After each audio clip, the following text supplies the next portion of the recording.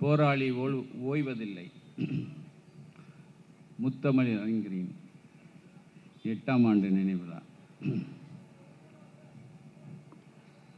இந்த 8ஆம் நாள் நிகழ்ச்சியில் தலைமையேற்று பொறுப்பேற்றிருக்கும் தோழர் மகேஷ்குமார் அவர்களே, மகேஷ்குமார் நிறைய ஆளை கூட்டு வந்திருக்காருன்னு நினைக்கிறேன்.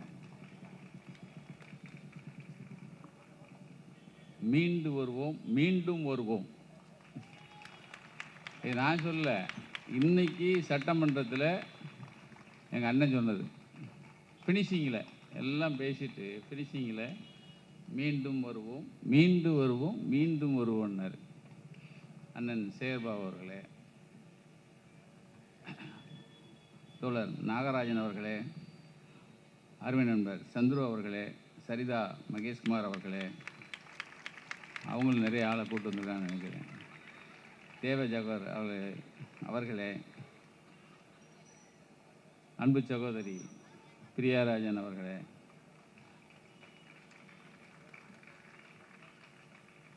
கே எஸ் ரவிச்சந்திரன் அவர்களே, அருமை தம்பியும் தோழருமான எங்கள் அண்ணன்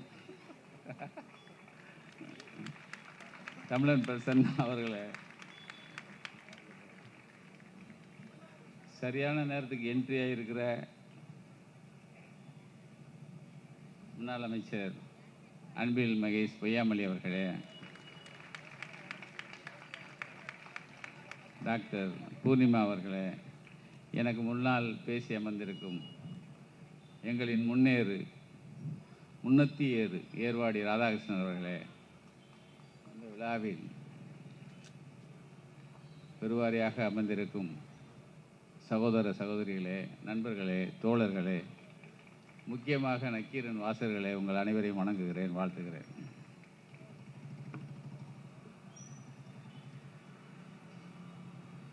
எப்பவுமே கலைஞர் ஒரு தோல்விக்கு பிறகு இந்த தொண்டர்கள்லாம் சுணங்கிடக்கூடாதுன்னு, அது குறிப்பாக சொல்லணும்னா 91 அவர் மாத்திரம் ஜெயிக்கிறாரு. அப்போ தொண்டர்களுக்குள்ளே ஒரு தொய்வு இருக்குதுன்னு தெரிஞ்சுக்கிட்டாரு. இப்போ மதுரையில் தீகா மாநாடு, அந்த மாநாடை இவர் தங்கள் மாநாடாக எடுத்து எல்லாருக்கும் அறிவு கொடுத்து எல்லாரும் அங்கே வரணும்னு சொல்லி ஒரு கட்டளையே போடுறாரு. நான் சொல்ல 91. ஏன்னா தொண்டர்கள் தோன்றக்கூடாது அப்படிங்கிறதுக்காக எப்பவுமே தோல்விக்கு பிறகு கலைஞர் எடுக்கிற முடிவு. அதே முடிவை எங்கள் அண்ணன் சேகர்பாபு காப்பி அங்கே தான் காப்பி அடித்தது கலைஞர்கிட்ட. 8வது நிகழ்ச்சி 8 நிகழ்ச்சியாக தொண்டர்களை வர வச்சு அவங்கள உற்சாகப்படுத்துறதுங்கிறது அது ஒரு பெரிய, அதுக்கு நிச்சயமாக கலைஞர் எப்படியும் அவரோட கூட இருப்பார். ஐயன் திருவள்ளுவர் ஒரு குறளில் சொல்லுவார், சொல்லல் வல்லன் சோர்விலன் அஞ்சானவன்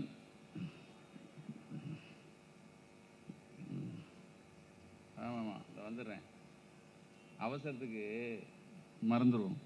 சொல்லல் வல்லன் சோர்விலன் அஞ்சானவனை இழல் வல்லன் யாருக்கும் அரிது. இது கலைஞருக்காக எழுதப்பட்ட ஒரு குறள். அதாவது சொல்ல வல்லவர், செயல்ல வல்லவர்,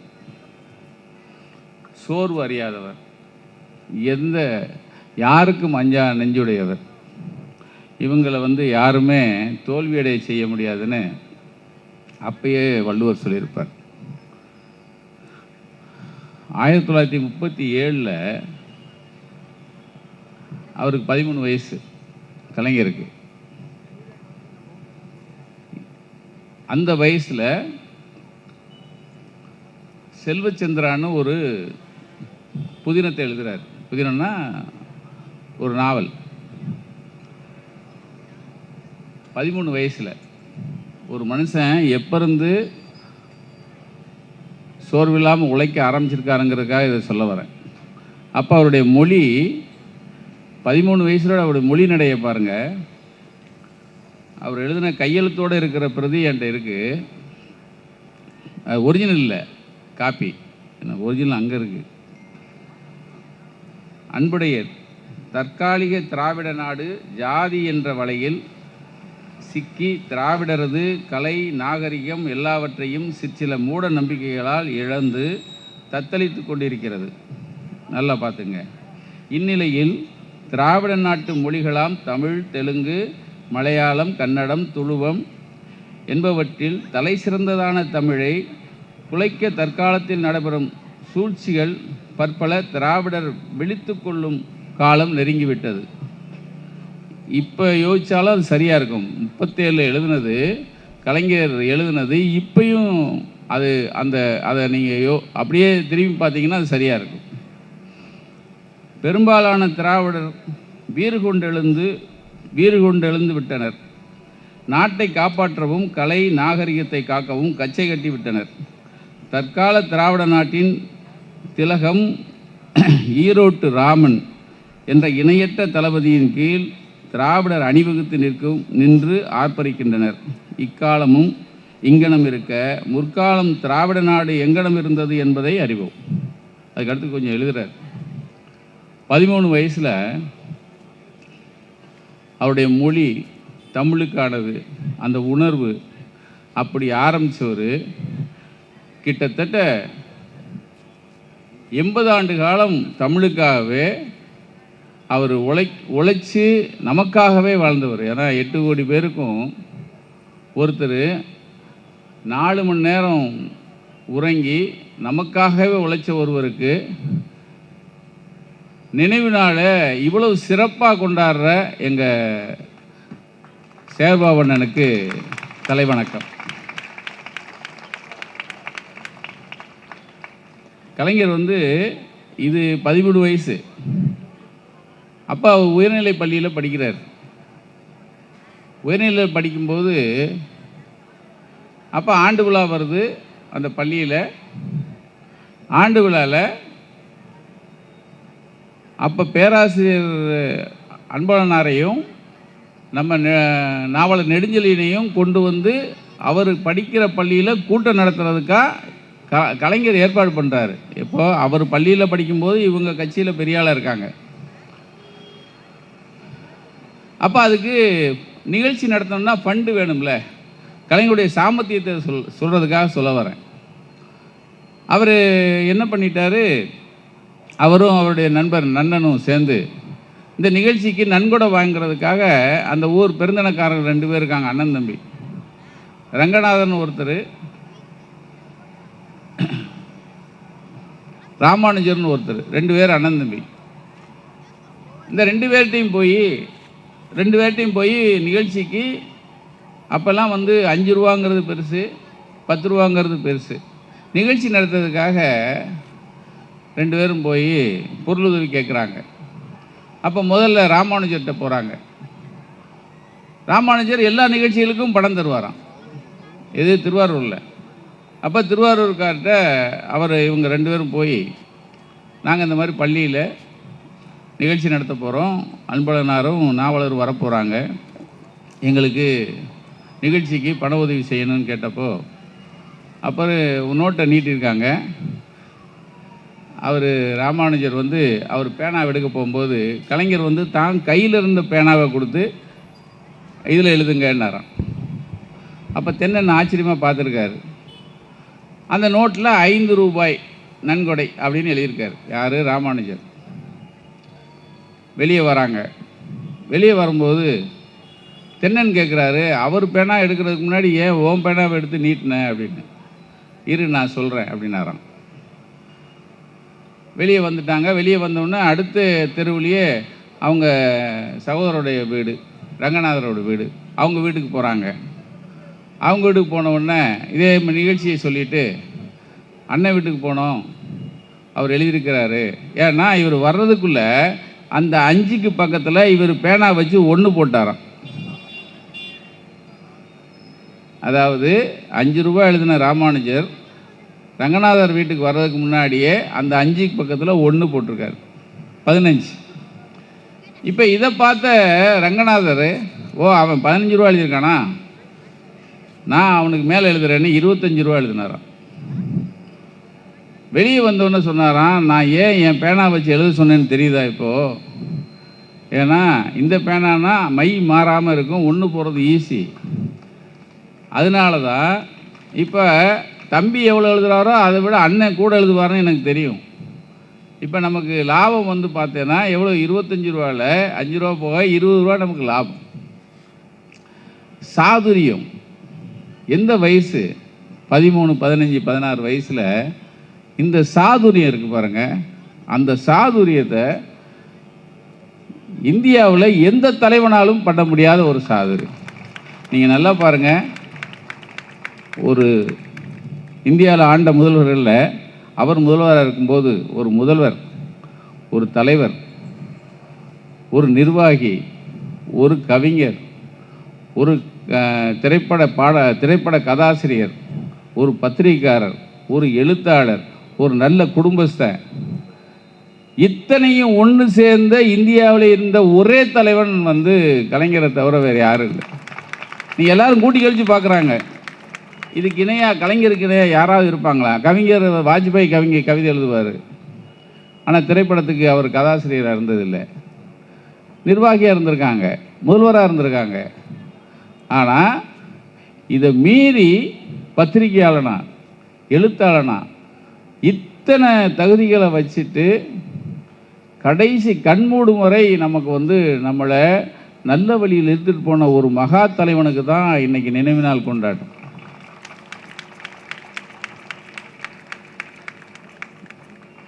அதாவது அவர் வந்து பத்திரிகைக்காரங்களை நல்லா குஞ்சுவார்னா பத்திரிகையாரனை கண்டு ஓடுறதில்லை. இந்த பக்கம் பத்திரிக்கையாரன் இருந்தால் பின்னாடி வழியில் ஓடுறவர் கிடையாது.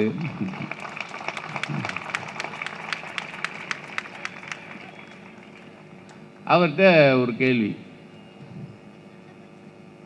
நடிகை ஜெயலலிதா பற்றி ஒரு கேள்வி. அப்போ நடிகையாக இருக்கும்போது, சாரி, ஜெயலலிதா அரசியலுக்கு வந்துட்டாங்க. நடிகை ஜெயலலிதா, அரசியல்வாதி ஜெயலலிதா ஒப்பிடுக. இது நீங்கள் யாரை கம்பேர் பண்ணிக்கணும்னு அப்புறமேல சொல்கிறேன். கலைஞர் அப்பொழுதும் நடிகை, இப்பொழுதும் நடிகை, எப்போதும் நடிகை. நான் வேறு யாரையும் சொல்ல, ஜோசப் விஜய் தான் சொல்கிறேன். அப்போவும் நடிகை, இப்போவும் நடிகை, எப்போதும் நடிகை. அதை கலைஞர் அப்பயே சொல்லியிருக்காரு. அடுத்து அந்த அம்மா ஒரு இதில் பேட்டி கொடுத்துருச்சு, கழகத்தை அழிப்பேன் அப்படின்னு சொல்லி, இதை நான் சபதமாக ஏற்கிறேன் அப்படின்னு சொல்லி கடுமையாக, ஏன்னா சபதம்லாம் செஞ்சுட்டு சத்தியம்லாம் பண்ணுது ஒரு இடத்துல, ஒரு இடத்துல பேசும்போது. அப்போ கலைஞர்கிட்ட கேட்குறாங்க, அந்த அம்மா கழகத்தை அழிப்பேன் சத்தியம் பண்ணி சொல்லுது அப்படின்னு. நேற்று கொஞ்சம் அதிகமாகிடுச்சு போல் அப்படின்னாராம். சொல்லிவிட்டு நிறுத்துவார் அவருடைய, நான் பிரெயினுங்கிறீங்க, சொல்லிவிட்டு நேற்று அதிகமாகிடுச்சு போல் அப்படி நிறுத்துவார். நான் சொன்னது கோபத்தை.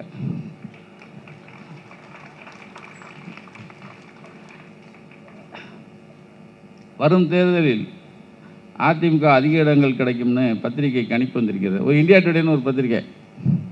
அப்போ இவருக்கு அண்ணனுக்கு எதிராகவே எழுதிட்டு இருப்பாங்க. இப்பயும் அப்படி தான்.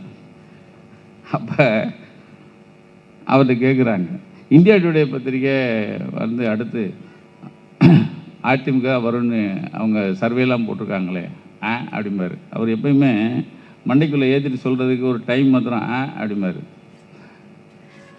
இந்தியா டுடே தானே, இந்தியா டுமாரோ பாரு என்னன்னு தெரியும் அப்படின்ட்டாரு.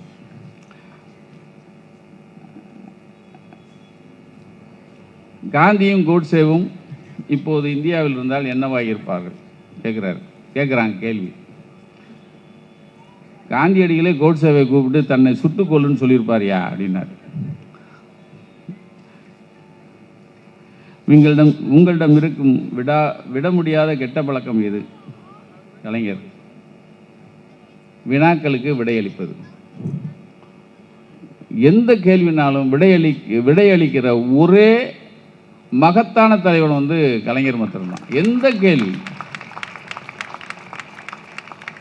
நமக்கும் அவருக்கும் நிறைய அந்த வீரப்பன் விஷயத்தில் 2 பேரும் ஒன்று பண்ணாவே இருந்தோம். அப்போ கர்நாடகாவில் ராஜ்குமார் கடத்தல் அப்போ கர்நாடகாவில் ஒரு பிரச்சனை ஆயிடுச்சு. கடத்தினவன் தமிழன் வீரப்பன்,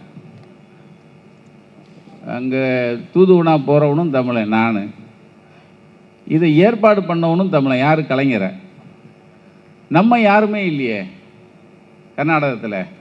அதனால் வேணுகோபால்னு ஒரு அட்வொகேட்டை வந்து தூதுவராக அனுப்பணும்னு சொல்லி கர்நாடகாவில் பூரா எழுதுகிறான். அவன் பூரா 8 காலம் எழுதுகிறான். வேணுகோபால் போகிறான்னு எழுதுகிறான். வேணுகோபாலுங்கிற ஒரு அட்வொகேட். அவர் எனக்கு மைசூரில் அட்வொகேட்டாக இருந்தவர். மைசூரில் இருந்தவர் சென்னைக்கு வராரு, கலைஞரை பார்க்கணுன்னாரு. சரிங்க, நான் அண்ணே ஒரு மைசூர் அட்வொகேட் ஒருத்தர் பார்க்கணுங்கிறாரு, நான் வாங்க கூப்பிட்டு வாங்கன்னாரு. அவரை உட்கார வச்சு படம் எடுத்து கொடுத்துட்டேன். அவ்வளோதான். இந்த ஒரு படத்தை வச்சு அவன் பெரிய வியாபாரம் பண்ணிட்டான். எனக்கு கலைஞர் தெரியும்னு. அப்போ கலைஞர் கேட்டார், யாருக்கு பாலந்து ஏதோ ஒரு படம் வந்திருக்கேன்னு. ஆனால் இந்த 97 நான் ஒரு நாள் கூப்பிட்டு வந்தேன் மைசூர் அட்வொகேட்டு, நமக்காக வழக்கு வாதாடினவர் தான். அப்படியா அப்படின்னு விட்டார். இப்போ சென்னை விமான நிலையம், நான் முதல் நாள் பெங்களூர் போயிட்டு வந்துட்டேன். 2வது நாள் அண்ணன் போகிறாங்க பெங்களூருக்கு. இது அழைப்பின் பேரில். ஏன்னா அவங்களுக்கு என்னென்னா, நம்ம தான் வந்து சென்னைக்கு போகிறோம், எல்லாரும் நம்ம தான் போய் அவங்கள பெக் பண்ணுறோம், ஆனால் அவங்க யாருமே வரலையே அப்படின்னு சொல்லி இதை ரஜினி சார் வந்து என்கிட்ட சொல்லி நான் கலைஞர்கிட்ட சொல்கிறேன். அப்போ கலைஞர் சொன்னார், அப்போ நீங்கள் ஒரு 8 போயிட்டு வாங்கன்னு என்னை போயிட்டு வர சொல்கிறேன். நானும் ரஜினி சாரும் போயிட்டு வந்துட்டோம். அடுத்த நாள் கலைஞர் போகிறார் ஏர்போர்ட்டில் கேட்குறாங்க எல்லோரும், சார் கர்நாடகாவிலேருந்து வேணுகோபால்னு ஒருத்தர் தூதுவராக போகிறாருமே அப்படின்னு கேட்டிருக்காங்க. இவர் அண்ணார். யார் அண்ணார்? வேணுகோபால். பெருமாள் எல்லாம் பெத்த பெருமாள் ஆக முடியாதியா அப்படின்னு போயிட்டார். இது வேணுகோபால் எல்லாம் நக்கீரன் கோபால் ஆக முடியாதுங்கிறது தான் அது அர்த்தம். இந்த ஸ்பான்டேனியஸ் இருக்குல்ல, சாந்தின்னு ஒரு பொண்ணு, அவங்க வந்து காமன்வெல்த்தில் தடகளத்தில் அவங்க கோல்டு மெடல் வாங்கிட்டாங்க 2006. கோல்டு மெடல் வாங்கின உடனே அப்போ வந்து அது புதுக்கோட்டைக்காரமா அந்த பொண்ணு. அப்போ கலைஞர் ஆட்சியில் இருக்கும்போது அவங்களுக்கு பரிசாக 10 லட்ச ரூபா அனௌன்ஸ் பண்ணிடுறாரு. அந்த அம்மா பார்க்குறதுக்கு கம்பீரமாக இருக்கும். இதுதான் கொஞ்சம் பேருக்கு பிடிக்காத. அந்த அம்மா வந்து பார்வைக்கு பெண்ணாகவும், நீங்கள் உடல் உறுப்பு இதிலெல்லாம் வந்து ஆராய்ந்து பார்த்தா, அதாவது அவங்க வந்து ஏதோ ஒரு விஷயத்தில் அவங்க ஆணாக தெரிகிறாங்க அப்படிங்கிற மாதிரி இவனு பெரிய அளவில் அவங்க பிரச்சாரம் பண்ணி அதை வந்து சென்ட்ரல் கவர்மெண்ட்டு அவங்களுக்கு கொடுத்த அந்த தங்க மெடலை திருப்பி வாங்கிடுறாங்க. திருப்பி வாங்கின உடனே இங்கே கொஞ்சம் அதிகாரிகள் இருக்கான், தலையில் வால் முளைச்சவன். அவன் வேமா வந்து 10 லட்ச ரூபா தமிழக அரசு கொடுக்க போகுதே, இது கொடுப்போமா வேணாமா அப்படின்னு சொல்லி அவங்களுக்குள்ள. அப்போ கலைஞர் இதை கேட்டிருக்காரு, என்னையும் அதை அனௌன்ஸ் பண்ணுமே, ஏன் கொடுக்கலன்னு. அப்போ அவங்க சொல்லியிருக்காங்க, இல்லை சாந்தி ஆனா பெண்ணான்னு தெரியாமல் அவங்க கோல்டு மெடலை திருப்பி வாங்கிட்டாங்களாம் அப்படின்னு உடனே அவர் சொன்னாராம், அதெல்லாம் கிடக்கட்டியா, ஓடுனது அந்த கால் தானையா, குடியா. இதாங்க கலைஞர். அந்த அம்மா ஏழ்மை நிலையில் இருக்கிறோம்மா, நீங்கள் வந்து தடகள வீராங்கனையாக தன்னை பதிவு செய்யிருக்கு, அதை இவங்க லொட்டு சொல்லி பதக்கத்தை திரும்பி வாங்குறாங்க. ஆனால் அறிவித்த 10 லட்சம் ஓடுனது அந்த கால் தானே, கொடு. அதே மாதிரி தான் நம்ம ராமர்னு ஒருத்தர், மூலிகை ராமர்னு ஒருத்தர் கேள்விப்பட்டிருப்பீங்க. அவருக்கு அண்ணன் முன்னாடி பரிசோதனைலாம் வச்சார். அவர் கண்டுபிடிச்ச பெட்ரோல் மூலிகை பெட்ரோல்னு ஒன்று கண்டுபிடிச்சி அது வந்து வண்டியில் போட்டு போயிட்டுருக்கு. அதை வந்து அண்ணன் வந்து அது அவருக்கு ஒரு கௌரவம்லாம் கொடுத்தாங்க. அப்போ அவரையும் இவர் கண்டுபிடிச்சது பெட்ரோலே இல்லை, அது ஒரு திறமான இதை கண்டுபிடிச்சி கொண்டு வந்தாங்க. கொண்டு வந்து அண்ணன் முன்னாடி சொல்கிறாங்க, இல்லை அவர் பெட்ரோல் கண்டுபிடிக்கலையானார். அப்போ அண்ணன் சொன்னாராம், யோ அவன் கண்டுபிடிச்சதில் வண்டியில் ஊற்றுனா வண்டி ஓடுதுலையா? பெட்ரோல் ஊற்றினால் ஓடுது, இது ஊற்றினால் ஓடுனா அப்போ ரெண்டு ஒன்று தானேயா? கொடுத்த அவள்லாம் திருப்பி வாங்காதீங்க போங்க அப்படின்ட்டாரான். அப்படி கௌரவிச்சதில் தான் நானும் உங்கள் முன்னாடி நிற்கிறேன். அதாவது ஏங்க, நம்ம சாதாரண ஒரு பத்திரிக்கையாரன், நான் வந்து பெரிய சாதிக்கணுன்ட்டுலாம் வரவே இல்லை. ஆனால் 2 மாநிலத்துக்கும் தூதுவனாக போட்டாருங்க. எல்லோரும் திரும்பி பார்க்குறான், ஏன்னா இவன் கரடு மூடாக இருக்கான், இவனை போய் தூதுவனாக போட்டிருக்கான்னு. அதில் ஒரு அந்த அம்மா இவரை தூதுவராக போடக்கூடாதுன்னு ஜெயலலிதா அறிக்கையை விடுது. அப்போ கலைஞர் கேட்டார், என்ன உங்களை அந்த அம்மாவுக்கு பிடிக்காது, ரொம்ப பிடிக்காது போலையே என்னார். இல்லை நான் பார்த்துக்கிறேன். என்ன நான் உடனே கோர்ட்டுக்கு போனேன். கோர்ட்டுக்கு போன உடனே கோர்ட்டு சொல்லிச்சு, இனிமே நக்கீரன் கோபால் விஷயத்தில் நீ தலையிடக்கூடாதுன்னு அந்த அம்மாவுக்கு எதிராக ஸ்டே கொடுத்துச்சு. இன்றைக்கி வரைக்கும் அந்த ஸ்டே இருக்குது. அந்த அம்மா செத்து போச்சு. நம்மளை பற்றி பேசக்கூடாதுன்னே ஸ்டே வாங்கியிருந்தேன். அப்போ இப்பயும் என்னாச்சு, தம்பி உதயநிதிக்கு காலையில் அரெஸ்ட் பண்ணாங்களா, அடுத்த நாள் நமக்கு எஃப்ஐஆர். அப்போ எனக்கு முதல் நாளே சொல்லிட்டாங்க, அண்ணே NU 2 பேர் அரெஸ்ட் பண்ணதா சொல்லியிருக்காங்கண்ணே. யூ அரெஸ்ட் பண்ணிட்டாங்க. யார்? உதயநிதி தம்பியை. இப்போ நான் தான். எனக்கு எஃப்ஐஆர் போட்டாச்சுன்னு சொன்னாங்க. நான் உடனே அண்டர் கிரவுண்ட், நமக்கு அண்டர் கிரவுண்ட் ஆகிறதுங்களாம் இன்றைக்கி நேற்றா பழக்கம் ஓடிக்கிட்டே இருக்கும். நான் உடனே யூஜி அண்டர் கிரவுண்ட் 10 நாள் எப்படியும் பிடிச்சி குண்டாஸில் போகணுன்னு ரொம்ப அலைஞ்சாங்க. அப்புறம் ஏபி வாங்கிட்டோம். எங்கள் அட்வொகேட் எங்களுக்கு நல்ல தெளிவான அட்வொகேட் எங்ககிட்ட இருக்காங்க, பெருமாள்னு ஒருத்தர். வாங்கிட்டோம். வாங்கின உடனே இவங்ககிட்ட விசாரணைக்கு போகணும்.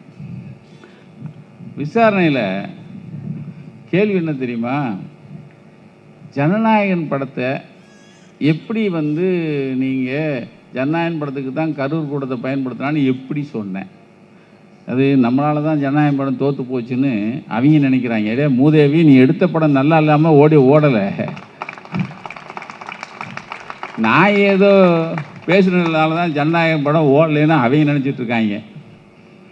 அது ஒரு நல்லது தான், அது ஒரு கௌரவம்ல. ஒருத்தன் மீசிங் கீசியமாக தர்றான், அவன் பேசுனதில் ஜனநாயகம் படம் ஓடல, அது வந்து பெரிய நட்டமாயிடுச்சுன்னு நம்ம மேலே பழி போடுறாங்க. இருக்கட்டும் அப்படின்னு விட்டேன்.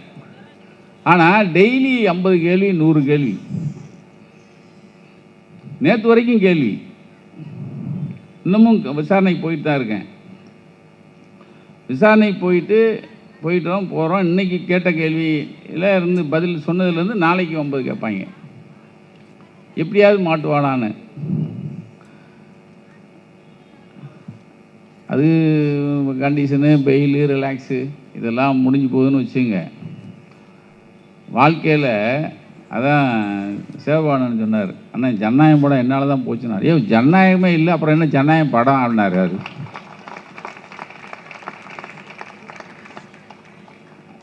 கலைஞர். அப்போ கடைசியாக முடிச்சிடுறேன். ஏன்னா எங்கள் தம்பி அண்ணன் மகேஷ் அண்ணன் பேசணும். கலைஞர் எம்ஜிஆர் பீரியடில் கலைஞர் வந்து திருச்செந்தூர் வேலை காணோன்னு சொல்லிட்டு அப்போ வந்து நடைபயணம் போனது எல்லோரும் கேள்விப்பட்டிருப்பீங்க. நடைபயணம் போனார். அப்போ எம்ஜிஆர் முதல்வர் நடைபயணம் போயிட்டு வேலை காணணும், வேலை தேடி கண்டுபிடிக்கணுங்கிறதுக்காகவே நடைபயணம் போனார். அப்போ கலைஞர் நடைபயணம் போயிட்டு வந்தாச்சு சட்டமன்றம். இப்போ எப்படி ஜோசப் விஜய்க்கு பாட்டு பாடுறதுல ஒரு அம்மா என்ன பாடுச்சு? கொடுத்ததெல்லாம் கொடுத்தான்னு. அது மாதிரி அப்போ எம்ஜிஆருக்கும் பாடினாங்க, எம்ஜிஆருக்கும் பாடினாங்களாம். அப்போ ஒரே சுற்றி சவுண்டு சங்கு சங்குன்னு கேட்குமா. அப்படி பாடிட்டு இருக்கும்போது எம்ஜிஆருக்காக ஆதரவாக பேசுகிறதா ஒருத்தர் வேலை தேடி நடையாக நடக்கிறாரு. நடையாக நடந்து முருகனை போய் அங்கே போய் பார்த்துட்டு வந்திருக்காரு. முருகன் தான் இங்கே இருக்காரு. யாரை? எம்ஜிஆரை காமிச்சு, முருகன் தான் இங்கே இருக்காரு, இங்கேயே பார்த்துருக்கலாமே அப்படின்னாராம். கலைஞர் எழுந்திரிச்சாராம். அவருடைய ஸ்டைலை பேசுகிறதுக்கு முன்னாடி டொக்கு டொக்குன்னு 2 தட்டு தட்டுவார். தட்டிட்டு, நான் வேலை தான் காணவன்னு நடந்து போனேன், முருகனையும் திருடிட்டீங்களா அப்படின்னு. சமயோஜிதம். சமயோஜிதத்தில் அவரை அடிச்சிக்க ஆளே கிடையாதுங்க. போராளி அப்படிங்கிறதுக்கு 2 விஷயம். நான் என்ன பண்ணேன், அந்த அம்மா ஆட்சிக்கு வந்துச்சுல, வந்தவுடனே நம்மளையும் பிடிச்சி உள்ளே போட்டுச்சு. ஒரு பிரச்சனை. இந்த ரொம்ப 100 நாள், இப்போ 100 நாள் கொண்டாடுறாங்கல்ல, அது மாதிரி அந்த அம்மா 100 நாளுக்கு ஊட்டிக்கு போச்சு. அந்த அம்மாவும் சசிகலாவும் அங்கே போனது கொடநாடு எஸ்டேட்டை பார்க்குறேன்னு சொல்லி நான் மேட்ரு பண்ணிட்டேன்.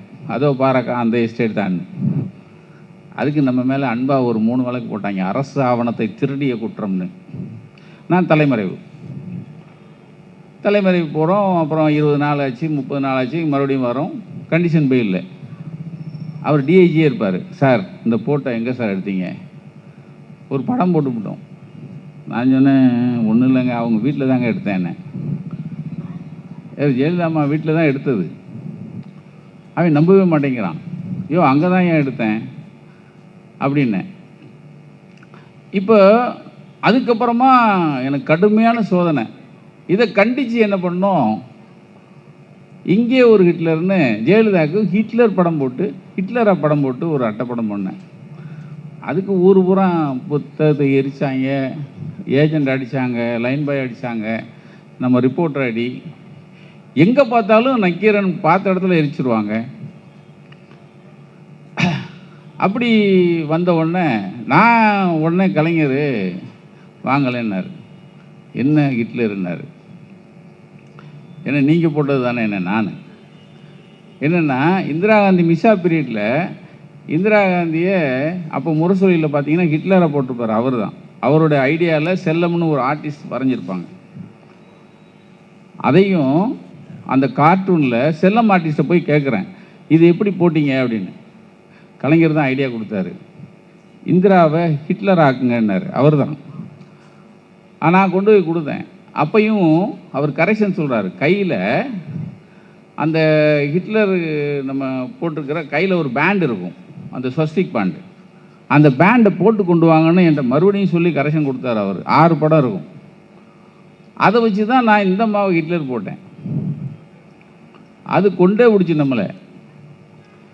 நான் என்ன பண்ணேன், கோவத்தில் அவங்க பண்ண அட்டூழியத்தெல்லாம் எடுத்து அட்டைப்படம் அக்யூஸ்ட் 1 யார்? ஜெயலலிதாவை. கம்பிக்கு பின்னாடி கம்பி, சிறைக்கு பின்னாடி ஜெயலலிதா அப்படி கம்பியை பிடிச்சி நிற்கிற மாதிரி நான் நல்லா ஓவியம்லாம் பாடுவேன். Accused number 1. அடுத்த இஷ்யூ அக்யூஸ்ட் நம்பர் 2 நம்ம சசிகலா. நம்பர் 3 அக்யூஸ்ட் நம்பர் 3 யார்? செங்கோட்டையன். Accused number 4 Kannappan. இப்படி போட்டேன் 4. போட்ட உடனே நமக்கு புத்துசியார் ஆஃபீஸ் ஃபோன் பண்ணாங்க, தலைவர் வர சொன்னார் அப்படின்னு. நேராக போயிருந்தேன். என்ன மேலே போகிறேன், மேடை 4 புத்தகம் வச்சுருக்காரு டேபிளில். 1 2 3 4. என்ன இதுன்னாரு. இல்லைண்ணே, அவங்க விடக்கூடாதுண்ணே, ரொம்ப ரொம்ப தொந்தரவு பண்ணிட்டாங்கண்ணே, ஏஜென்ட்லாம் அடித்து, லைன் பாயெல்லாம் அடித்து, ரொம்ப சிக்கல்ண்ணே, அதுக்காக தானே இப்படி பண்ணேன்னாரு. போதும், நிறுத்துங்க. ஒரு போராளிக்கு எந்த இடத்துல நம்ம பதுங்கி போகணுங்கிறது அவருக்கு சொல்லி தான் நானே பதுங்கினேன். அன்னையிலேருந்து இந்த அக்யூஸ் நம்பர் 1 2 3 4ஓட நிறுத்திட்டேன். நான் இல்லைன்னா 20 வரைக்கும் கொண்டு இருப்பேன். நிறுத்துங்க. இப்போ நக்கீரன் அடிக்கக்கூடாதுன்னு எங்கே பார்த்தாலும் போடு. அவர்கிட்ட தான் போனேன். ஏன்னா எங்கேயும் அடிக்கலை. மாறன் பிறந்தாங்க, கூப்பிட்டு என்னென்னு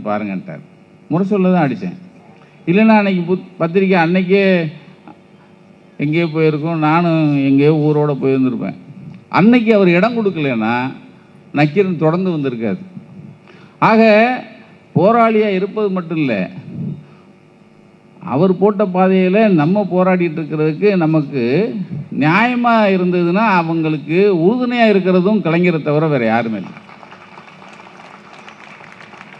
இன்றைக்கும் உங்கள் முன்னாடி ஒரு பத்திரிகையாளனா சொல்கிற அளவுக்கு வளர்ந்ததுக்கு காரணமே பின்னாடி இருந்தது கலைஞர் அன்றி வேறு யாரும் இல்லை, கலைஞர் தான். கலைஞர் தான். கலைஞரின் நினைவோடு சேர்வான்னு சொன்ன மாதிரி வருவோம், மீண்டும் வருவோம், மீண்டும் வருவோம். நன்றி.